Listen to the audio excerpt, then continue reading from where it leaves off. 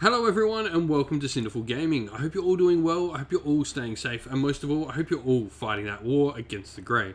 Today's video, we're going to talk getting started with Warhammer Age of Sigmar, and in particular we're going to talk Ogor Mawtribes and the Meatfist sub-faction of the Ogor Mawtribes.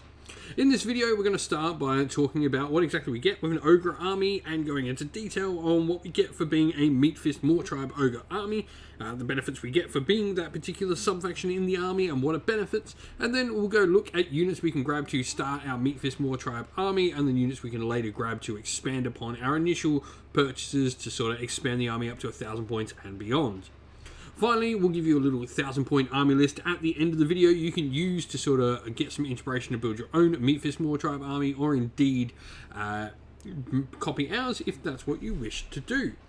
Now with that said, let's get cracking on and let's get chatting about what we get from an Ogor Mawtribes army. So this starts off with, we do impact hits. When you roll a charge roll for Ogre units, you get to do mortal wounds on the charge, depending on how many dice you get is dependent on the charge roll itself. So if you get a charge of like 11, you roll 11 dice and every 6 is a mortal wound. If it's a large ogre unit or a monster, it does it on 4s rather than 6s, which is really cool. We also have Hungry and Eating, where if we're eating, we're within 3 inch of enemy units and we get +2 to our bravery. And then Hungry, we get +2 to our movement if we're not within 3 inch of enemy units. We also have the ability to count as extra models on objectives, which is really fun and really helpful throughout the game. Now, what do we get for being a Meatfist Mawtribe? Well, the first thing we get is we roll 1 additional dice when we use the Trampling Charge ability. This is our impact hit, so we always get +1. We don't get +1 to our charge, but we get +1 dice for the charge roll. We then have the Unstoppable Feast, which is where we can add one to the attack characteristic of Meatfist Ogre Gluttons units near our heroes. Which is pretty sweet, so some extra attacks, and this does combo with some other things in the game. And then we've got a pretty decent command trait and artifact. The command trait is, as long as our general is eating, we add an additional command point. And then we've also got the Gutplated Go, which is reroll save rolls of 1 for attacks that target the bearer, which can go pretty well on a lot of the ogre heroes that can actually have a decent save.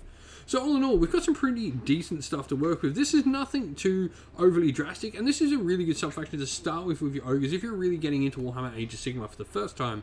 I think this one is very basic. All that stuff's sort of self-explanatory. What it's trying to do, it's playing with, you know, the very generic sort of ogre models. It's wanting you to take some very generic pieces. So let's look at how we get started. And so to start off with, I'm going to talk about the Tyrant. I think he's a great place to start with. We want to make this army gutbuster focused, and I think the Tyrant is a really solid piece. So he's got a couple of cool different weapons, the Beast Skewer Glaive and the Thunder Mace. Beast Skewer Glaive gets some extra damage potential when he's fighting monsters, and then the Thunder Mace gets to do some mortal wounds, which is really nice. So we've got a good variety of weapons on him. He's actually quite a little beat stick. Can do quite a fair bit of damage by himself. He's also got a ranged attack with his Ogre Pistols at 2 shots, force 3, Ren 1, damage D3. And then he's Gulping Bite on top of that. On top of all that as well, we've got the Bully of the First Degree, where he can inflict D3 mortal wounds on a friendly Gutbusters unit within 3 inch of him, and they do not take battle shot tests for the rest of the game. Really great on large units of ogres that don't want to be taking those tests and losing ogres.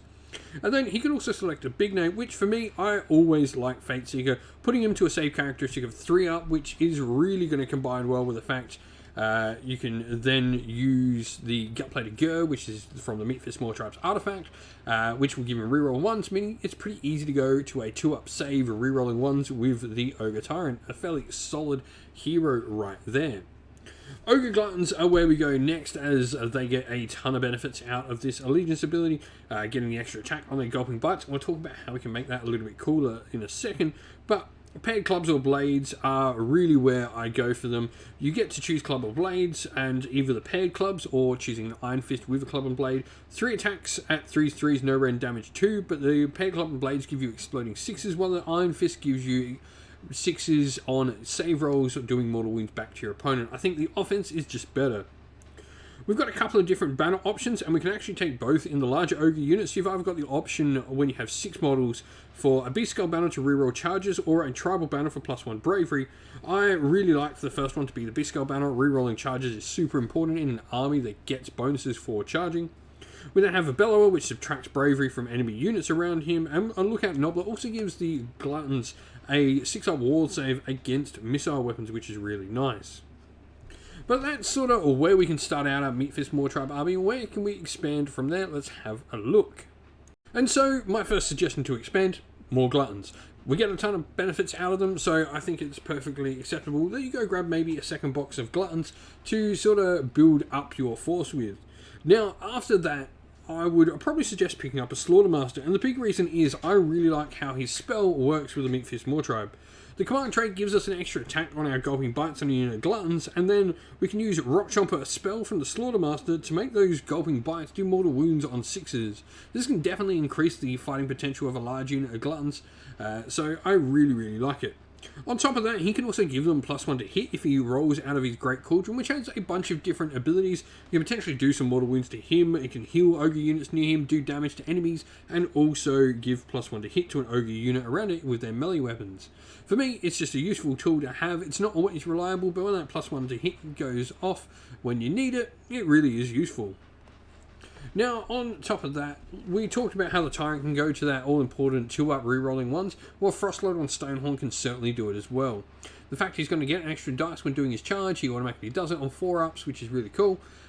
He's just a really solid piece to grab in. He is a little bit expensive to maybe run in a 1,000-point army, especially when you're trying to get more Gluttons in the list, but he is a really solid piece, and definitely once you start expanding your force outside of that first 1,000 points, I think you swap over your general to be the Frostlord and Stonehorn to have a really heavy anvil that can soak up a ton of damage.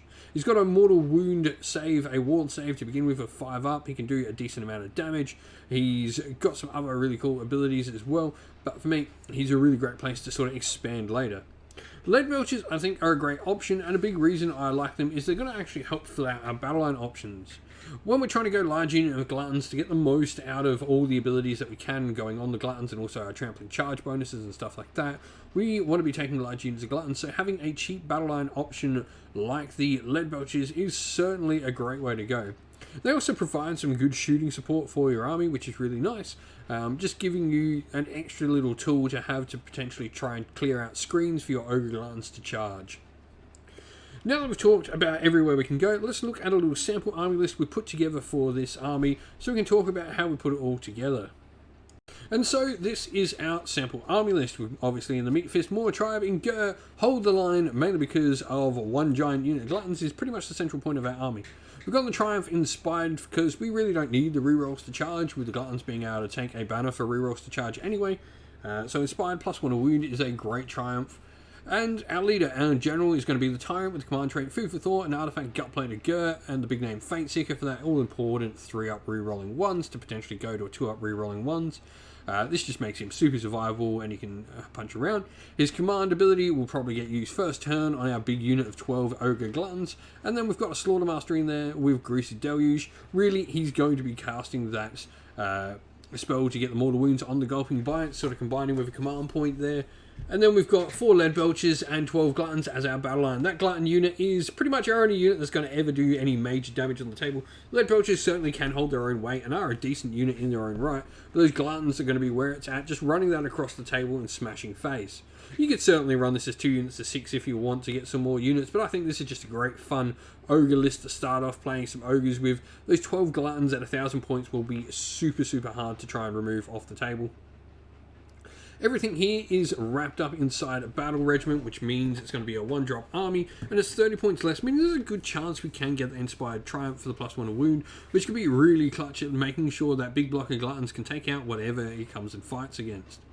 1 reinforced unit is obviously the Gluttons, and no allies. 79 wounds is a decent amount of wounds on the table for an Ogor Mawtribes army at this points value.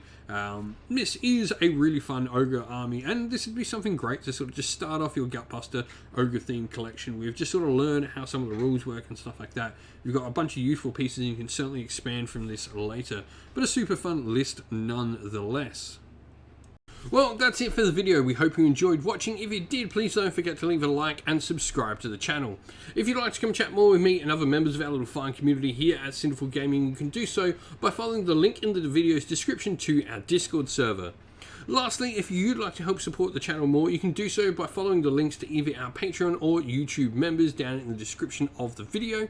It goes a massive way to helping the channel continue to produce the content that it does.